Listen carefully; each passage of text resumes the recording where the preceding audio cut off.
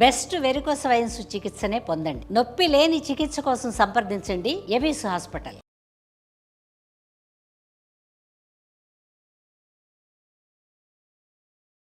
ఎందుకు ఫోన్ చేస్తున్నావు అసలు నువ్వు? నాకు నేను ఇచ్చిన అమౌంట్ నాకు తిరిగి ఇచ్చేసి ఇంకా నాకు కాల్ చేయొద్దు. కాల్ చేయొద్దంటే ఏంది అసలు?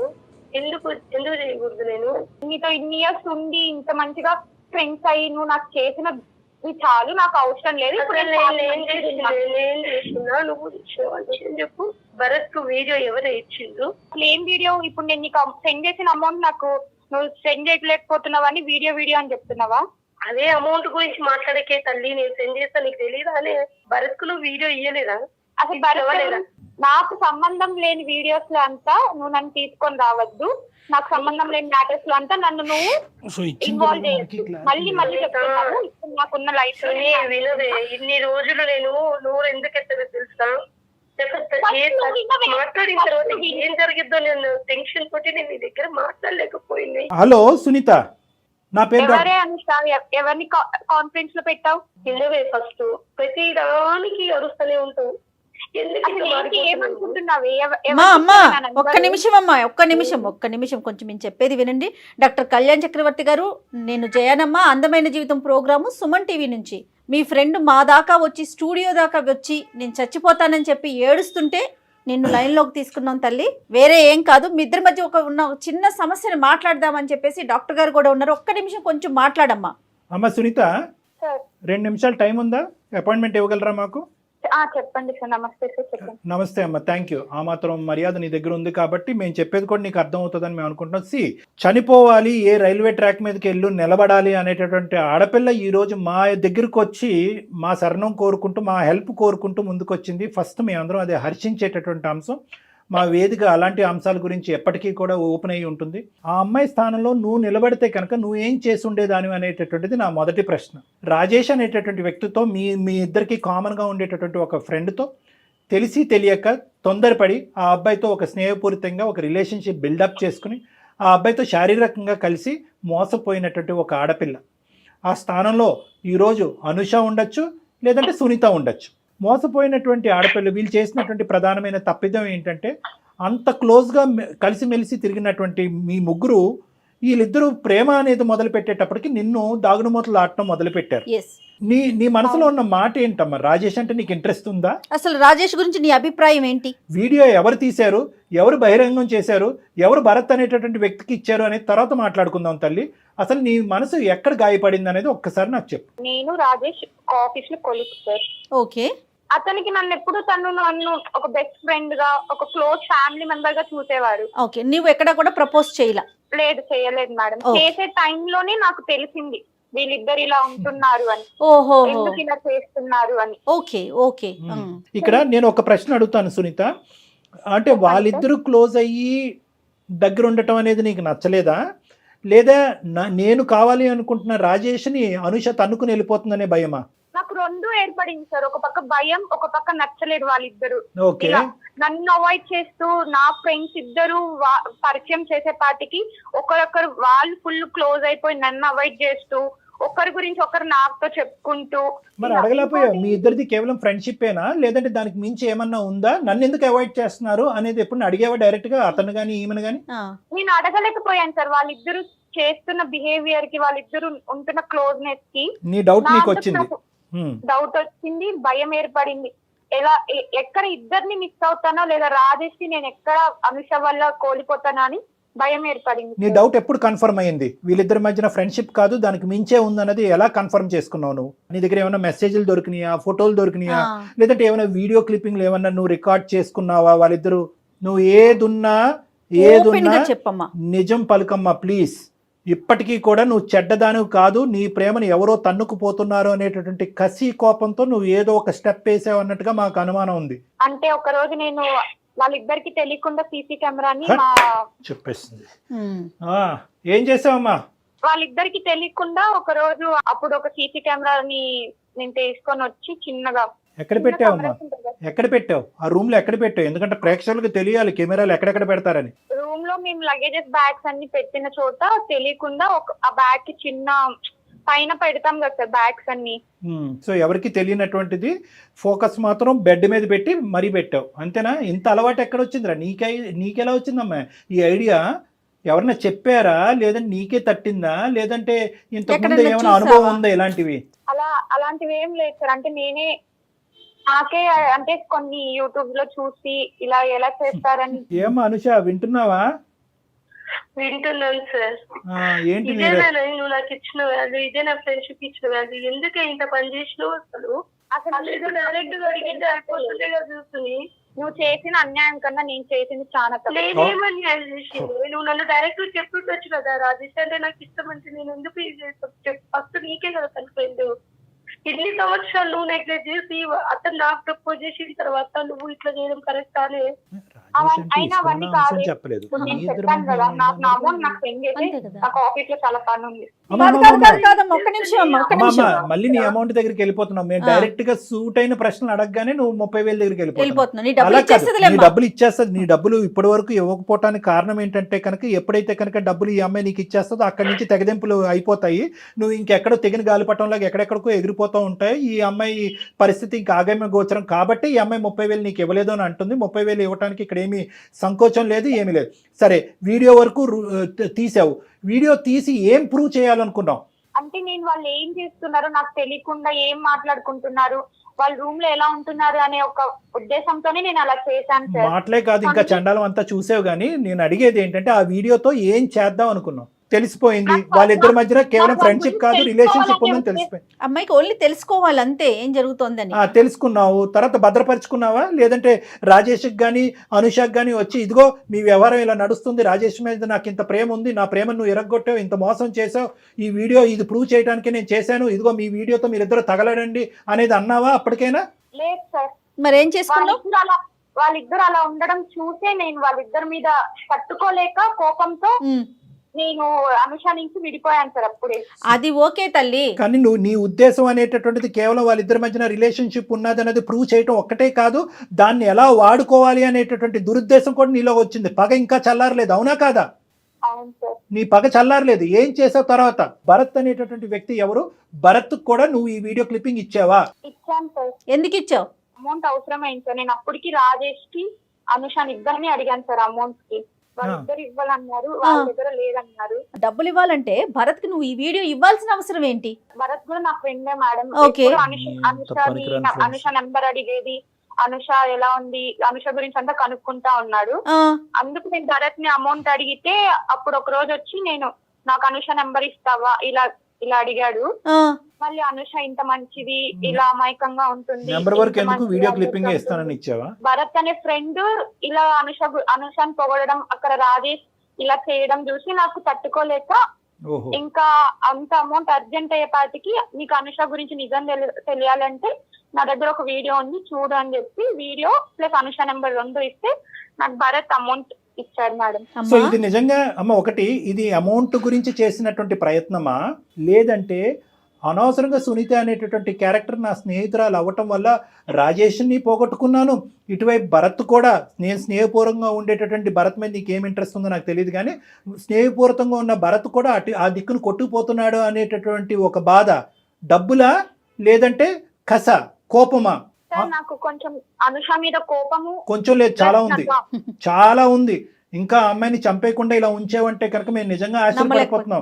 నిజంగా ఏంటంటే ఇలా ఒక ఆడదాని ఒక శీలాన్ని లేదంటే ఇటువంటి ఒక పవిత్రమైనటువంటి ఒక ప్రైవేట్ లైఫ్ ని ఇలా బహిర్గతం చేసేదానికంటే కొద్దిగా విషం కలిపి చంపేస్తేనే బెటర్ ఏమోనమ్మా. కానీ అసలు నదురు బదురు లేకుండా ఎంత చక్కగా చెప్తున్నావమ్మా నువ్వు, భయపడకుండా. సో ఇక్కడ ఏంటంటే సిగ్గు కూడా పడట్లేదు. నువ్వు 80,000 అనేటటువంటి సబ్జెక్ట్ తీసుకొచ్చేటప్పటికి మాకు ఇంకొక ఆలోచన వచ్చింది. ఏంటంటే కనుక ఇది కేవలం పగ తీర్చుకోవటానికి కాదు, డబ్బులు రాబట్టుకోవటానికి ఇటువంటి దారులు నువ్వు ఇంత ముందే నీకు అలవాటేమో అని నాకు భయం వేస్తుంది. ఇంకా ఎంతమందికి ఇచ్చావు? నేను ఎవరికి ఇవ్వలేదు మేడం. నేను అనుష మీద కోపంతోనే ఒకటి నాకు ఇష్టమైన రాజేష్ ని దూరం చేస్తుందని, ఇంకోటి భరత్ కి అనుష మీద ఇంట్రెస్ట్ ఉందని కేవలం డబ్బుల కోసమే నేను ఇలా చేశాను. బాగుంది, చాలా డబ్బులు నీట్ గా తీసుకున్నాను. చెప్తున్నావు.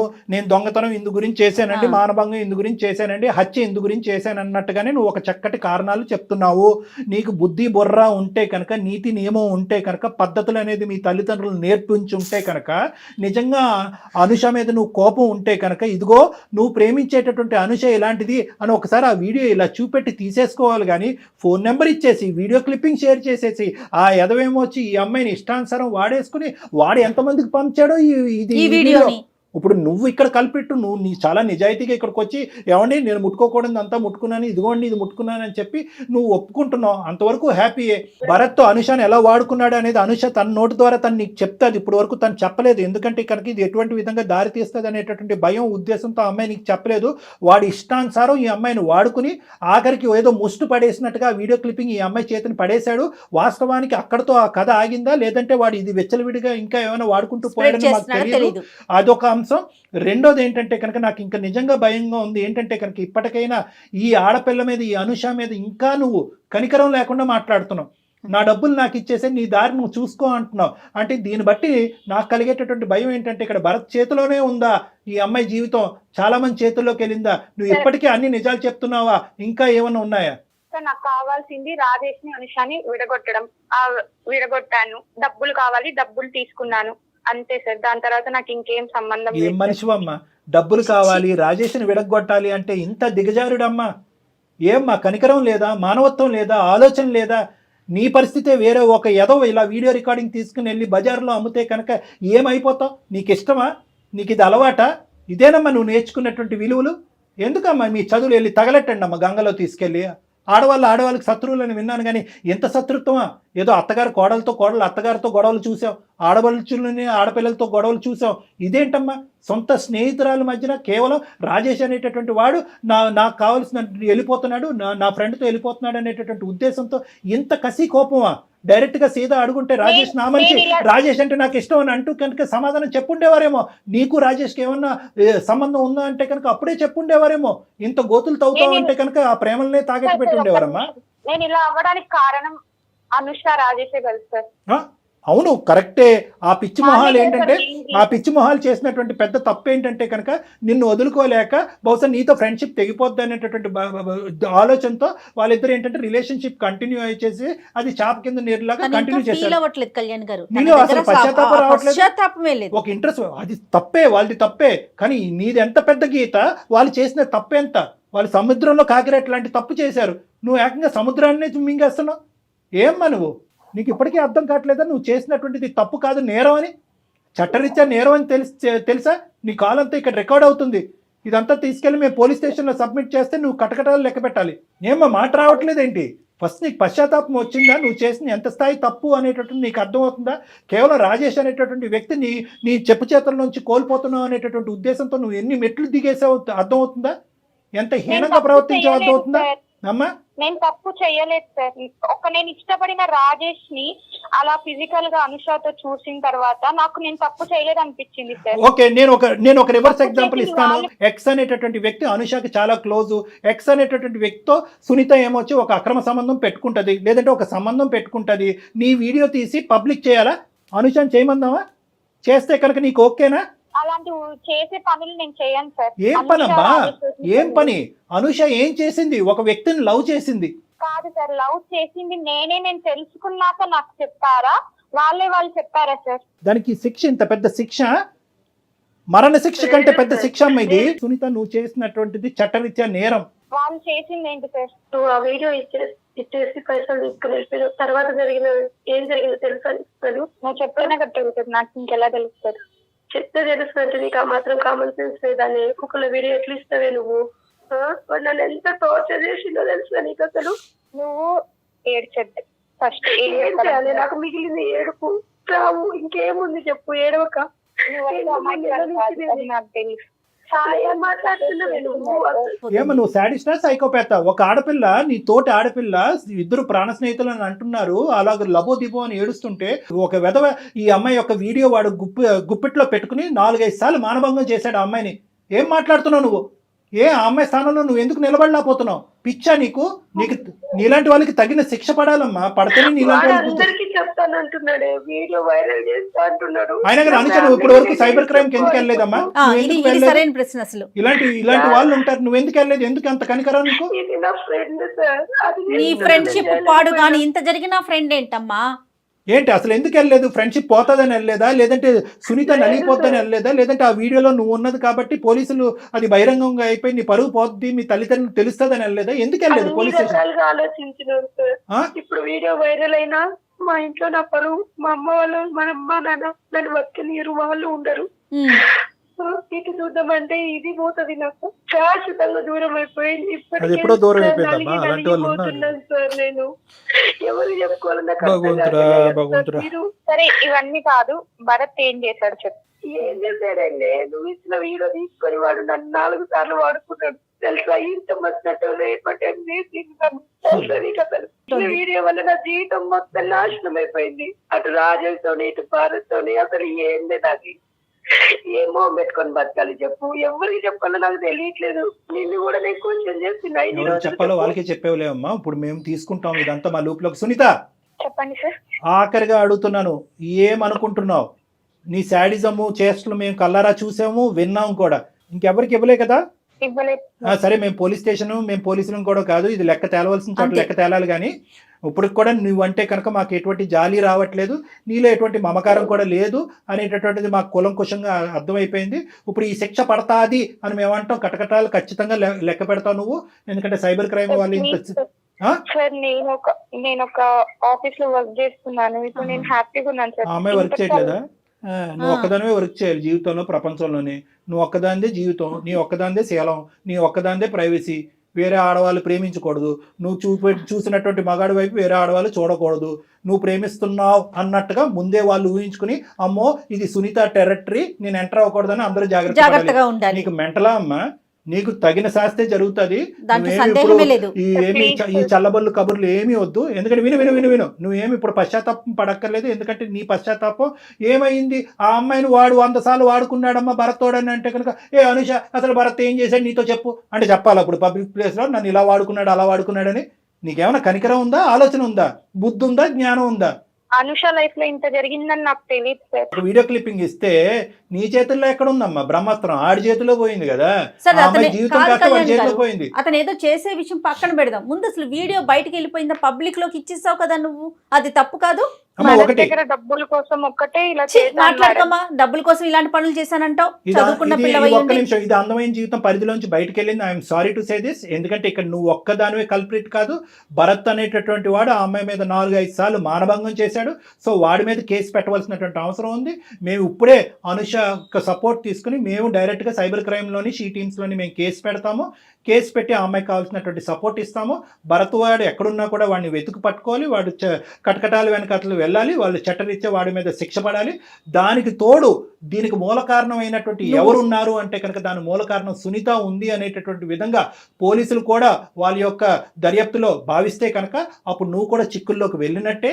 ఎందుకంటే దీనికి మేము చేసేది ఏం లేదమ్మా, ఇదంతా రికార్డ్ అయింది. ఇది మేము క్షమించేస్తే నిజం ఒప్పుకున్నా చట్టం చేసేటటువంటి చట్టం చేసుకుంటూ పోతుంది. రేపొద్దున పోలీస్ స్టేషన్ పరిధిలో కానీ న్యాయ పరిధిలో కానీ బహుశా అనుష ఏమైనా కనుకరించి నీకేదైనా జీవితాన్ని ప్రసాదించాలి అని అనుకుంటే కనుక అది వేరే విషయం ఏమో. కానీ ఇదైతే మాత్రం ఇది మా బాధ్యత. ఎందుకంటే ఇది నీలాంటి ఆడపిల్లలు ఎక్కడున్నా కూడా, భరత్ లాంటి మగవాళ్ళు ఎక్కడున్నా కూడా వాళ్ళందరికీ బుద్ధి చెప్పేటటువంటి అందమైన జీవితం అనే వేదిక ఇది. నేను ఎప్పుడైతే నీకు తగిన శాస్తి జరుగుతుంది, శిక్ష పడుతుంది అంటే వెంటనే నీలో ముసలికని నీళ్ళు మొదలైనవి. నీలో ఇప్పుడు కూడా మార్పు రాలేదు, నీలో ఇప్పుడు కూడా కనికరం రాలేదు. ఒకప్పుడు వచ్చినా కూడా చట్టం దాని పని చేసుకుంటూ పోతుంది. నీ బాధ నువ్వు పడవలసిందే. లేదమ్మా, లేదు అసలు మేమెవరు, నేను కానీ డాక్టర్ కళ్యాణ్ గారు కానీ మేమెవరమ్మా మాట్లాడటానికి? విషయం చాలా చిన్న విషయం అనుకుంటున్నావా? నువ్వు చేసిన పని ఇంకొక అమ్మాయి జీవితాన్ని నాశనం చేసావు. ఆ పిల్ల ఏదైనా చేసుకుని ఉంటే లక్కీగా మా దాకా వచ్చింది కాబట్టి సరిపోతా ఉంది. మేము మాట్లాడుతూ ఉన్నాం. అనుష చెప్పవే. నా చేతుల్లో ఏం లేదు సార్, నేను నా చేతుల్లో దాటిపోయింది కాబట్టి మీ కళ్ళ మీద పడి నేను నాకు న్యాయం కోసమే కదా సార్. మీరు ఇన్ని రోజుల నుంచి మీరు వెంటబడుతున్నాను తెలుసా, మీరు వచ్చేది గమనించి అక్కడ చూసి నేను సరే సరే వచ్చినాను. మాట్లాడదాం. నువ్వు తక్షణమే మా రూమ్ లోకి రామ్మ. ఇప్పుడు కిందనే ఉన్నావు కాబట్టి పైకి రా. మనం కూర్చుని మాట్లాడుకుని ఏం ఎలా చేద్దాం ముందుకు అనేది తీసుకెళ్లాలన్నది ఆలోచిద్దాం. ఏమ్మా రైట్ అమ్మా. అమ్మతో కళ్యాణి గారు. మాట్లాడలేదు. చెప్పండి. క్షమాపణలు ఏంటి? మనం దేవుళ్ళ అంతే కదా, చేసినటువంటి ఇంత పెద్ద తప్పులన్నీ తప్పు చేసి శిక్ష పడతాది అనేటప్పటికి ముసలి కన్నీళ్ళు, నా తప్పు నేను తెలుసుకున్నానని అవన్నీ ముసలి కన్నీళ్ళు. అసలు అమ్మాయి మాటలు ఎక్కడో కూడా తను ఫస్ట్ మాట్లాడినంతసేపు నేను తప్పు చేశాను, అసలు నా దుర్మార్గం. ఫ్రెండ్ జీవితాన్ని బయట పెట్టానన్న ఆలోచనే లేదు కళ్యాణ్ గారు. No, no. ఇక్కడ 3 సూత్రాలు జాగ్రత్త గుర్తుపెట్టుకోవాలి మేడం. 3 అంశాలు ప్రధానంగా మోరల్స్ ఉన్నాయి ఇందులో. ఒకటి, ఆడపిల్లలు తస్మాత్ జాగ్రత్త. ఆడపిల్లలకి శత్రువులుగా ఉంటారు. ఈ కెమెరాలు, వీడియోలు ఇవన్నీ వచ్చిన తర్వాత ఏ మూలనన్న కెమెరాలు ఉండొచ్చు, ప్రేమించుకోవటం తప్పులేదు. దాని పరిధులు మాత్రం దాటద్దు.